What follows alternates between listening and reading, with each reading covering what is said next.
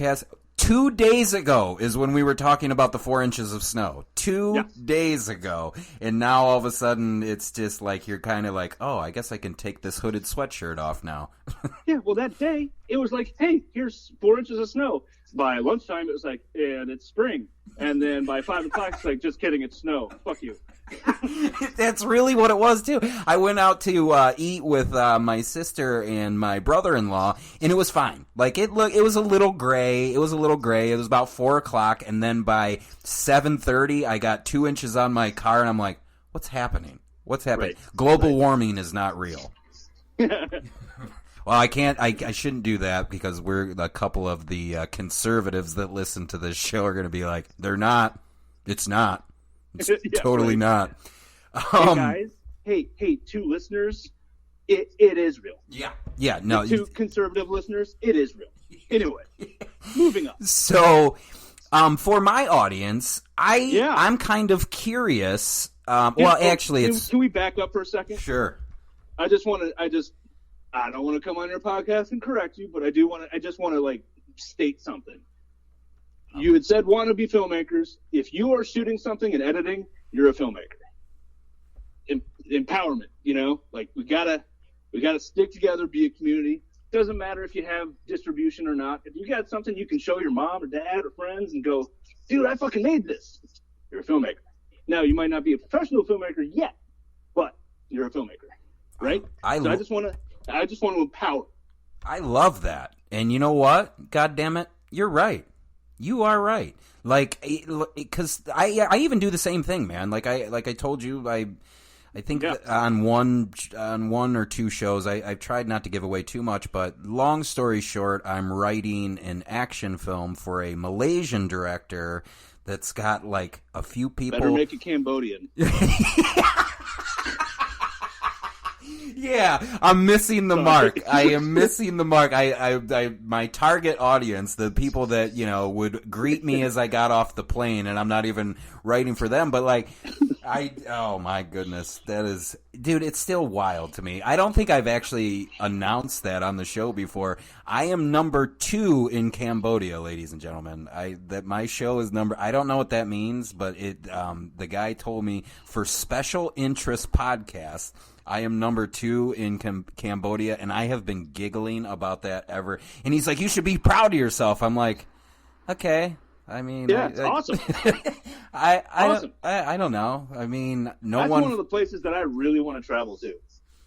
I really do. That's on my top 10 bucket list. Cambodia?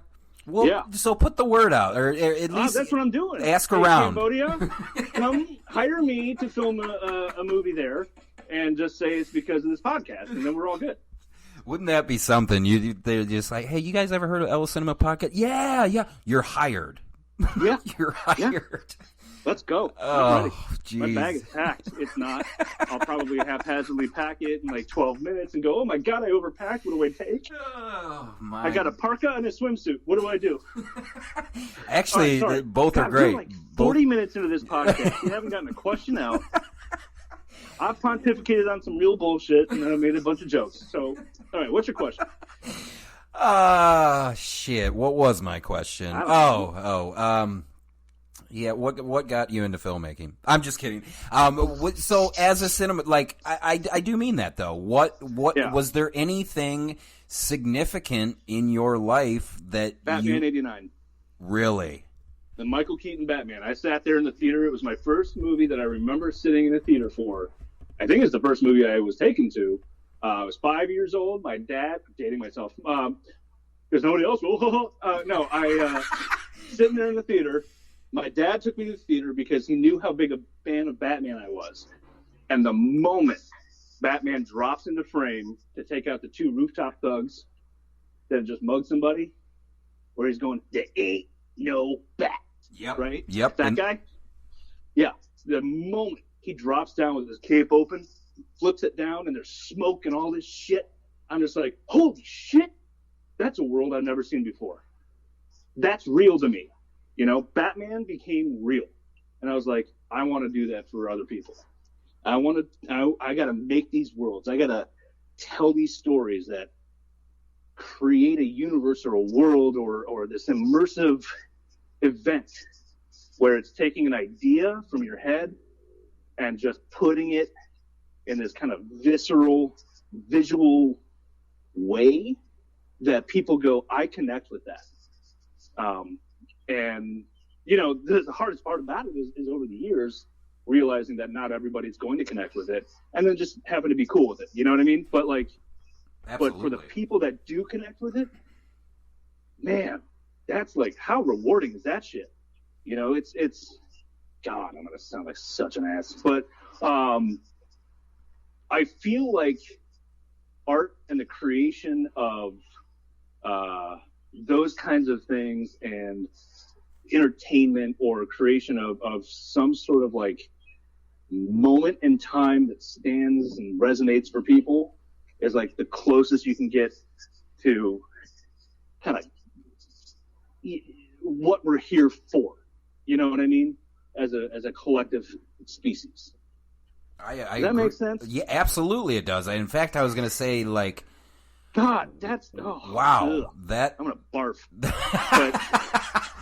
But no, I agree with you, dude. I agree. Like, this is like, it's been shaping it shapes our culture. It shapes how we talk to people. Like all of it. And I think now, like, what's unfortunate is like, I'm not going to throw an age group out there. I'll just say, like, I would argue a certain amount of people I don't even recognize that they are being impacted by these pieces like we used to back in the day. I almost think that we take it, well, not me, I definitely, but like a collective take it for granted, like this just entertainment in general. And like, it's responsible for movements. It's responsible for how we treat each other. Like, there's just so much, and now we just kind of just like, yeah, you know, that movie's fine, whatever. And it's like, no, I think there's a term that I've kind of come up. Well, I didn't come up with this. It's a word, so I didn't come up with it. But I've been using this word to kind of describe that exactly. And it's art these days seems to be going the way of being disposable, right? Right. So it's like, yeah, I streamed that. That was neat. I was on my phone for half of it, or, you know, I had 6 cocktails during it, and I slept through the back half, and I think I saw it. Shit, I don't know. And then you Wikipedia it later, and you go, oh, yeah, I kind of, okay, yeah, sure, okay. And then you move on, right? Right, that is how it is.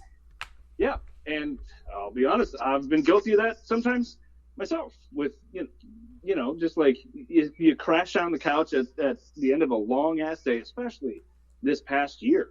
You know, with the stress and everything, you're like, okay, let's watch something, and you're watching, and you're just like, okay, I'm here, but I'm just not, you know, I'm not present, because you're trying to decompress and whatever. But yeah, I think there's a lot to be said about how we take in entertainment these days, and I know you and MacLeod were talking a little bit about like the theater experience versus streaming and all that.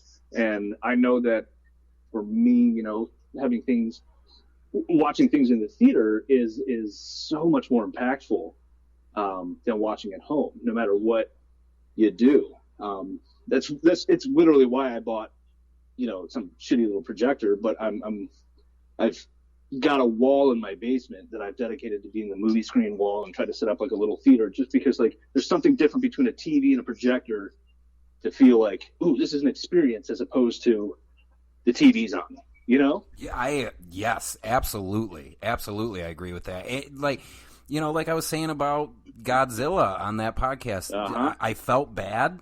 Like, I really did for like the first 15 minutes, and it's, you can't replicate it, like the theater experience. And like, and even if on its base value, it's bigger, it's louder, you know, and you're not even counting the times that you look over to your buddy or whatever, and you're like, oh, here it comes, you know, like it's just a different, I really hope that, you know, like that, again, like I was telling you before we rolled, one of the many reasons I do this podcast is because I love movies so much that I don't want to see them go by the way of disposability. Like, I don't. Now, I think, like, to your point, I think last year was just a little strange for all of us, because I'm with you. Like, I would throw stuff on, and I wouldn't necessarily scroll my phone or, you know, whatever, but, like, I just wasn't in it, and I wonder if it was just the constant checking of the phone, like what do we need to be concerned about today,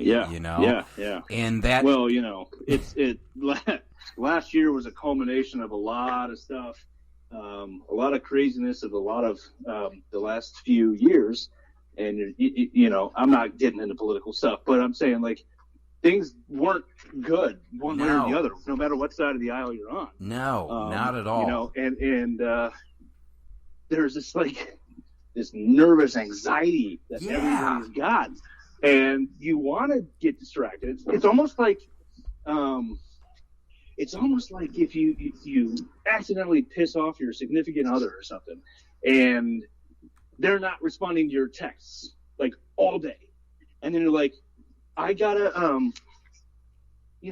do something to distract myself from this, and so you turn on a show, and it's like, it's really fun, it's funny, and whatever, but you're totally distracted, and you know, you're checking your phone, like, oh, did they text back, whatever, you know, because you just want everything to be okay. So you just keep checking. Is everything okay? But you're trying to watch, and you're like, oh, look what Michael Scott did now. But at the same time, you're like, fuck, man. What happened? Yeah, exactly. Dude, yeah. I wish so badly that I could go back and I didn't have, because it's a dopamine drip, dude. It's chemicals. Like I love doing this podcast, which is so weird. So I'll rarely, like, constantly check Instagram or Twitter or Facebook or like that. But, like, if I'm talking to somebody, like if I'm texting with someone and it's a pretty, like, you know, we're texting back and forth pretty heavily, and then all of a sudden it just stops, I'm checking my phone every 2 to 5 minutes, and I'm like, what are you doing? Like, what? Like, there's so much stuff that you do, and it's gotten so bad to the point now. I shouldn't say so bad, but I was getting so annoyed at that mental state that, like, now if I'm watching something, more often than not, I put my phone in the other room because I know what I'm going to do. You know, and I just it's so weird, man, because I think what we're talking about right now has an impact on film as a whole, filmmaking as a whole, entertainment as a whole. And totally. Like, so, you know, I was telling you the reception of it too, because I think we're all afraid to enjoy something. I think we've gotten to the point where we're almost conditioned to, like, say, I'm not allowed to just sit and enjoy something.